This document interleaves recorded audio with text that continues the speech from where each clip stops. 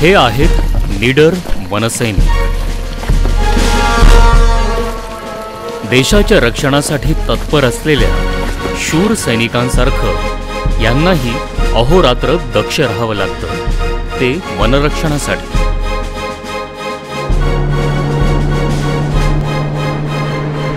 जंगलाची वनसंपदा आणि जैवसंपदा राखणं हेच आहे त्यांचं लक्ष्य आणि ध्यास. रात्रंदिन आम्हा युद्धाचा प्रसंग, अशीच यांचीही मनस्थिती. मात्र ही लढाई आहे जंगलाच्या रणभूमीवर, जैवसाखळी आणि वनसंरक्षणाकरता. कामाचा आढावा पूर्णपणे घेतलेला आहे. निळे क्षेत्र संपूर्ण फिरलेलं आहे. निळे क्षेत्र पूर्ण सगळं काय अडचण नाही निळे क्षेत्रामध्ये. आणि त्यासाठी हे लोक दिवसाचे 24 तास इमाने इतबारे आपली ड्युटी बजावतात. आपली ते कोंदापूर बंधू, ते कोंदापूर. तहान भूक विसरून ऊन वारा थंडी पावसाला न जुमानता हे लोक निष्ठेनं आपलं कर्तव्य बजावतात.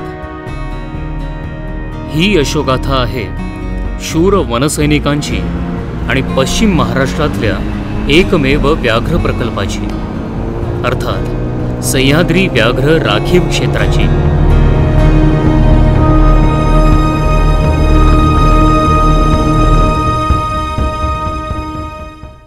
पश्चिम घाट निसर्गाचा एक अनोखा आविष्कार.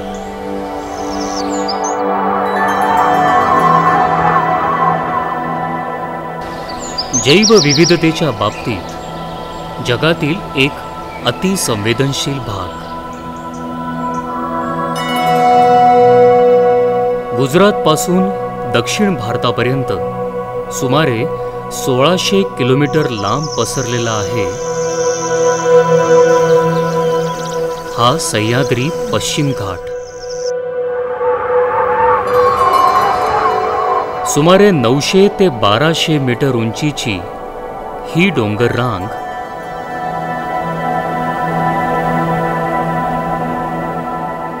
महाराष्ट्राच्या कोकण आणि देश या दोन भागांना जोडणारा दुवा ठरली आहे. सह्याद्रीचा पश्चिमेकडचा उतार हा अधिक तीव्र आहे.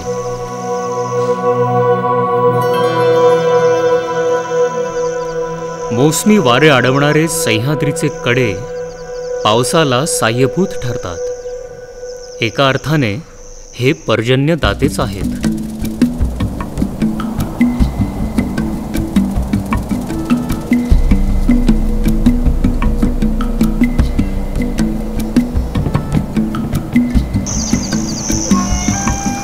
व्याघ्र गणनेनुसार कर्नाटकातील वाघांची वाढती संख्या लक्षात घेता महाराष्ट्रातही सह्याद्रीच्या परिसरात व्याघ्र राखीव प्रकल्प निर्माण करण्याचा निर्णय घेतला गेला. मात्र नैसर्गिक संसाधनांनी समृद्ध असलेल्या या भागात पूर्वापारपासून काही गावं आणि आदिवासी पाडे वसलेले होते, जे या जंगल संपत्तीच्या आधारे आपली उपजीविका करत होते.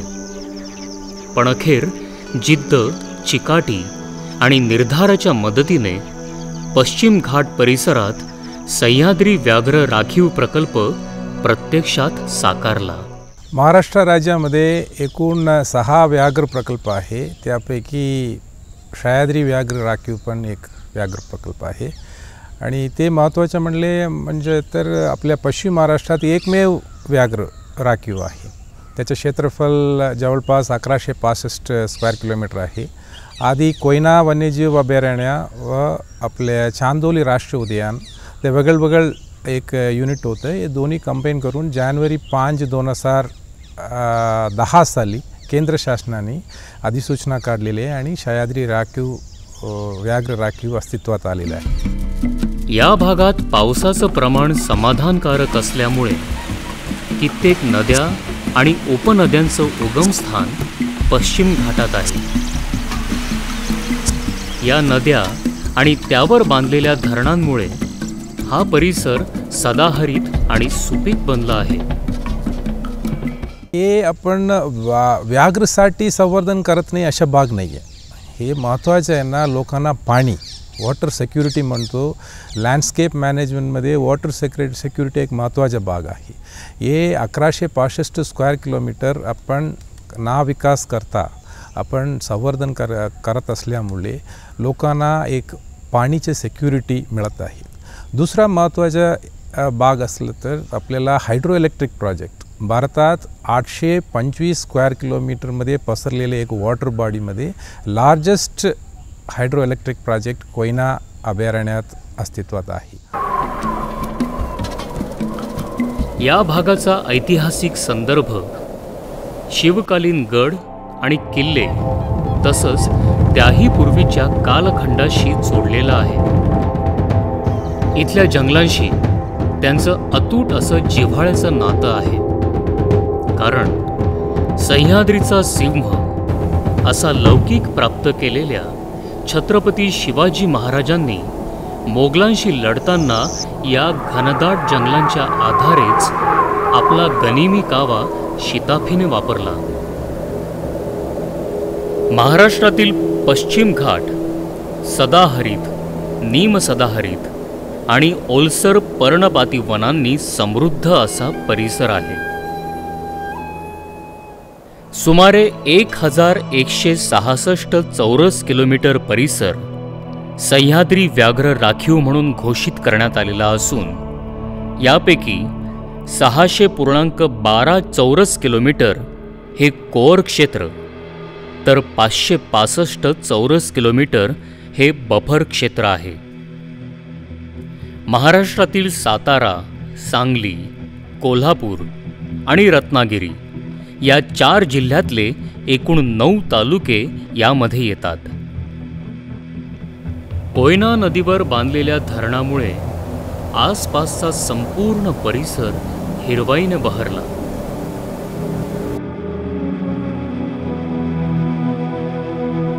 पक्षी तसंच फुलपाखरांच्या विविध प्रजाती इथं पाहायला मिळतात. याशिवाय सांबर, गवा, बिबट यासारख्या प्राण्यांचा इथे अधिवास आहे. या परिसरात वाघाच्या अस्तित्वाचेही पुरावे सापडलेले आहेत आणि त्यामुळे वनविभागाच्या आशा अधिक पल्लवित झाल्या आहेत. वाघांचं अस्तित्व कायम करण्यासाठी आणि त्यांची संख्या वाढवण्यासाठी वनविभाग सर्वतोपरी प्रयत्नशील आहे.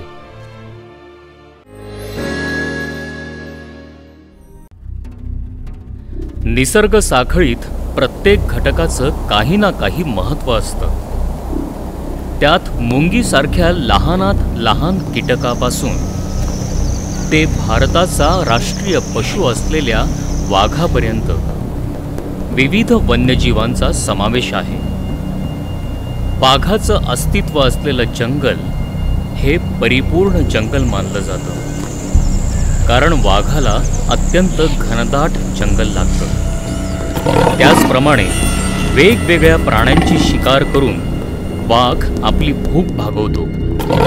त्यामुळे वाघाचं अस्तित्व वाढवण्यासाठी घनदाट जंगलाबरोबरच तृणभक्षक प्राण्यांची संख्या वाढवणं गरजेचं ठरतं. सह्याद्री व्याघ्र राखीव क्षेत्रातील नितांत सुंदर डोंगरदऱ्या आणि विस्तीर्ण पठारं यामुळे तृणभक्षी आणि मांसभक्षी अशा दोन्ही प्रकारच्या वन्यजीवांसाठी हा उत्तम अधिवास ठरू शकतो याबद्दल वन विभागाला आधीपासूनच खात्री होती आणि म्हणूनच वाघांच्या पाऊलखुणांच्या स्वागतासाठी वन विभाग उत्सुकही होता। मात्र इतकी अनुकूलता असून देखील वाघांची संख्या अपेक्षेप्रमाणे अधिक का दिसून येत नाही, ही वन विभागाच्या अधिकाऱ्यांची खरी चिंता आहे। याचं ते क्षेत्रफळ पाहिलं तर बाकी टायगर रिझर्व सारखा एकदम स्क्वेअरिश नाही आहे, एक लिनियर स्ट्रिप ऑफ लँड आहे। त्यामुळे ते वाघ रेसिडेंट होत नाही आहे, ट्रान्सियंट आहे। ते प्रॉब्लेम आहे कॉरिडॉर, वाईल्डलाईफ कॉरिडॉर एक महत्त्वाचा भाग आहे आणि वेस्टर्न घाट्सचं जॉग्राफी पण तसेच आहे, इट्स अ लिनियर स्ट्रिप। त्यामुळे कॉरिडॉर कनेक्टिव्हिटी खूप महत्त्वाचं असतो आपल्याला। वेस्टर्न घाट्समध्ये हे शेवटचे टोक आता सह्याद्री टायगर रिझर्व झाले उत्तर भागात। वाघांच्या मुक्त संचारामध्ये समस्या केवळ कॉरिडॉरची नसून खासगी मालकीच्या खाणी हा देखील त्यातील एक फार मोठा अडसर आहे। इथं आपल्याकडे मध्ये शाहूवाडी तालुका आहे। शाहूवाडी तालुक्यामध्ये बॉक्साईट काणाचं जरा प्रायव्हेट काण आहे, 6-7 काण आहे। ते इको सेन्सिटिव्ह झोनमध्ये काय आहे, काय इको सेन्सिटिव्ह झोनच्या बाहेर आहे। नंतर केंद्र शासनाने नॅशनल टायगर कन्झर्वेशन अथॉरिटीने मंजूर केलेले आहे इंडिकेटिव्ह कॉरिडॉरमध्ये पण काय अस्तित्वात आहे। आपल्या महाराष्ट्र भागात हे कॉरिडॉर कनेक्टिव्हिटी पर्टिक्युलरली हे मायनिंग थोडक्यात आपल्या कंट्रोलमध्ये आणलं तर हे कनेक्टिव्हिटी आपल्या सह्याद्रीला पण हमखास आपल्याला हे वाघांचे दर्शन होऊ शकतो। वाघांचं अस्तित्व वाढण्यासाठी तृणभक्षक प्राण्यांची संख्या वाढणं आवश्यक असतं आणि त्यासाठी कुरण विकास यासारखे उपाय योजावे लागतात। कुरण विकासाचं काम वन विभागातर्फे इथं अग्रक्रमानं केलं जातं।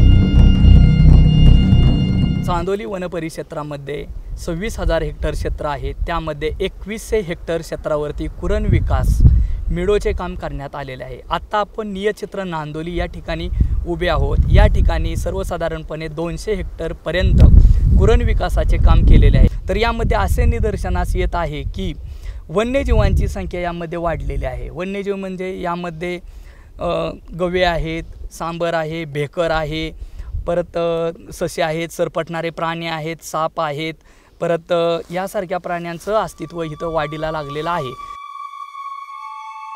म्हणजे सांबराचं खाद्य आहे, पण ह्याचं बी प्रसार होऊन जास्त प्रमाण वाढते। त्यामुळे 100% मधलं 80% काढले आणि 20% हे असंच ठेवले। नितळ निळ्या पाण्याने वेढलेला हा सुंदर परिसर कोणे एकेकाळी इथल्या ग्रामस्थांसाठी हा जगण्याचा आधार आणि स्रोत होता। सह्याद्री व्याघ्र राखीव जाहीर झाल्यानंतर त्यांना स्थलांतरित करून विकासाच्या मुख्य प्रवाहात आणलं गेलं आणि मग या रिक्त क्षेत्रात तृणभक्षी प्राण्यांना मोठ्या प्रमाणात आकर्षित करून घेणारी कुरणं विकसित करता आली। वाघांच्या संख्येत वाढ होण्याच्या दिशेनं टाकलेलं हे एक निर्णायक पाऊल होतं। या ठिकाणी आपण जे क्षेत्र बघितलं ते क्षेत्र आहे मिडो डेव्हलपमेंटचं। हे क्षेत्र 2015 साली इथले जे लोक स्थानिक रहिवासी होते, 6 कुटुंब होते, त्यांचं इथून स्थलांतर करण्यात आलं। त्यांचं जे शेतीचं क्षेत्र होतं जे राहिलेलं, त्या क्षेत्रामध्ये प्राण्यांच्या उपयोगासाठी गवत कुरण विकास तयार करण्यात आलं। ते गवत कुरण विकास करताना पहिल्या वर्षात 2017 साली आम्ही गवत कुरणाची सुरुवात केली। जे हे आपण क्षेत्र बघतोय या क्षेत्रामध्ये इथे काही गवत नव्हतं, हे शेतीचं पडलेलं क्षेत्र होतं। या ठिकाणी सुरुवातीच्या वर्षी आम्ही जवळपासच्या ग्रॉसलँडमधून जिथं गवत होतं त्या ठिकाणी गवत कापलं, पेंड्या आणल्या, त्या गवताच्या पेंड्या केल्या, या ठिकाणी असं ठेवलं। त्याच्यातनं गवत कुजल्यानंतर त्या ठिकाणी हिमोस निर्माण झाला आणि त्याच्यावरती हे गवताचं जे आपण बघतोय पहिल्या वर्षी प्रायमरी हे गवत आलं। खाद्य अखाद्य वनस्पती ओळखणं, प्राण्यांसाठी पोषक वनस्पतींचा विकास करणं यासाठी तज्ज्ञांमार्फत मार्गदर्शन दिलं जातं। कुरण विकासाचे जे वन्य प्राण्याला त्यांना कुरण आवश्यक असतं ते डेव्हलपमेंट आपण 2017पासून चालू केलेलं आहे इथं. आणि इथं आपण अखाद्य वनस्पती किंवा अखाद्य जे वनस्पती आहेत त्या इथून आपण काढून तिथं जे त्यांना जे खाद्य वनस्पती आहे त्याचा आपण लागवड करतो. आणि आता पुढील काळामध्ये आम्ही तिथं बांबू लागवडीचं नियोजन केलेलं आहे. जैवविविधता समृद्ध करण्याच्या दृष्टीनं वन विभागातर्फे हर तऱ्हेचे उपाय योजले जातात. बांबूची लागवड ही त्यापैकीच एक उपाययोजना आहे. रानडुकरांसारखे प्राणी यामुळे आपसूकपणे इथं आकर्षित होतात. पावसाच्या पाण्याने जमिनीची धूप होऊ नये यासाठी देखील वन विभाग दक्ष असतो. इकडे पाऊस जास्त आहे सह्याद्रीमध्ये, सॉइल का डेप्थ पण कमी है, इस वजह से सॉइल इरोजन जास्त है. उसको कंट्रोल करण्यासाठी आम्ही असा ठरलेला आहे की आपण बॅम्बू प्लांटेशन करूया. तो बॅम्बू प्लांटेशन का फ़ायदा असंच आहे की ते जो इनिशियली जो कोपल होती ते पण खाद्य आहे, ते सॉइल बाइंडर आहे, नंतर ते लपण्यासाठी पण एक प्रोविजन करत आहे. Means a multipurpose plantation for the मीडो development area. और बॅम्बू पण आम्ही लोकल जो इकडे उपलब्ध आहे उसका राइझोम काढून आम्ही पावसामध्ये ते रोप केलेले मीन्स ते प्लांटेशनसाठी वापर केले होते. बाहर से कहीं से भी आलून बॅम्बू लावणे की प्रक्रिया नाही केलेली आहे. प्राण्यांचा अधिवास सुनिश्चित करण्यासाठी नैसर्गिक पाणवठ्यांची वेळोवेळी स्वच्छता करावी लागते. त्याचप्रमाणे काही कृत्रिम पाणवठेसुद्धा निर्माण करावे लागतात. आपल्यासारखंच वन्यप्राण्यांसाठी ही पाणी एक महत्त्वाचा घटक आहे आणि त्यांच्यासाठी पाण्याची व्यवस्था करण्यासाठी आपण हे पाणवठे निर्मिती करत आहोत. आणि आपण पाहत आहोत की इथं एक नैसर्गिक पाण्याचा झरा आहे. याचा पाणवठा म्हणूनही उपयोग केला जातो. या झऱ्याला बारमाही पाणी असते. या झऱ्यामध्ये पावसामुळे जी माती वाहून आलेली आहे त्याचं आपण डिसिल्टेशन करतो, म्हणजे ती माती तो गाळ आम्ही काढून इथे पाणवठा निर्माण करतो, जेणेकरून वन्यप्राणी इथे येऊन पाणी पिऊ शकतात. तृणभक्षक प्राण्यांचा अधिवास वाढला तरच वाघांचं कायमस्वरूपी वास्तव्य आणि प्रजोत्पादन या भागात होऊ शकेल आणि त्यांची संख्या वाढू शकेल. तसंच एका परिपूर्ण जंगलाच्या माध्यमातून नैसर्गिक जैवसाखळी मजबूत बनू शकेल याची पुरेपूर कल्पना वनविभागाला आहे आणि त्या दृष्टीनं वनविभाग सातत्याने प्रयत्नशीलही आहे. आग म्हणजे वनाची शत्रू. जंगलात कित्येकदा नैसर्गिकरित्याही आग लागते, कारण काही का असेना.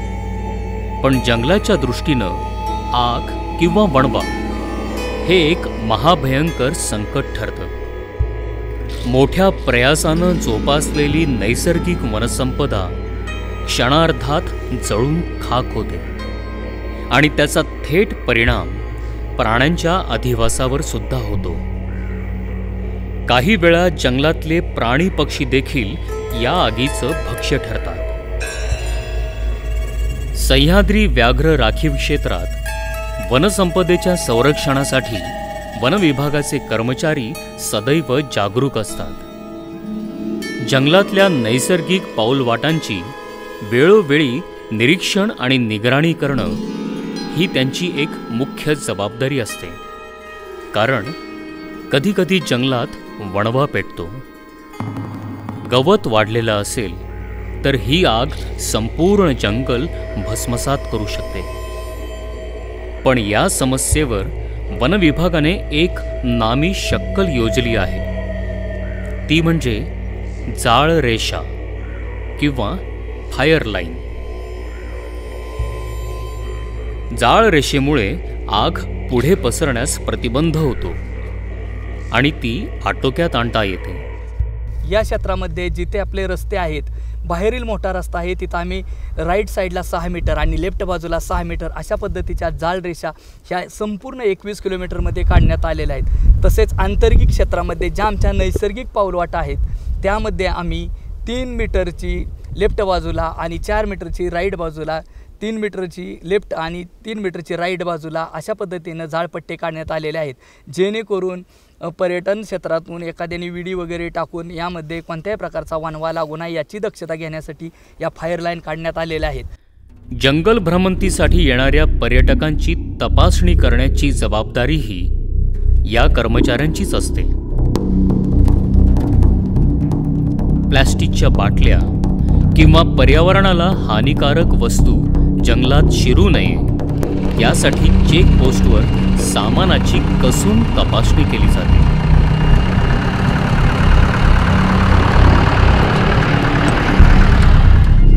पश्चिम घाटातील या एकमेव व्याघ्र राखीव क्षेत्राचा वन विभागाला सार्थ अभिमान वाटतो आणि वन विभागाचे कर्मचारी देखील समर्पित भावनेनं काम करताना दिसतात.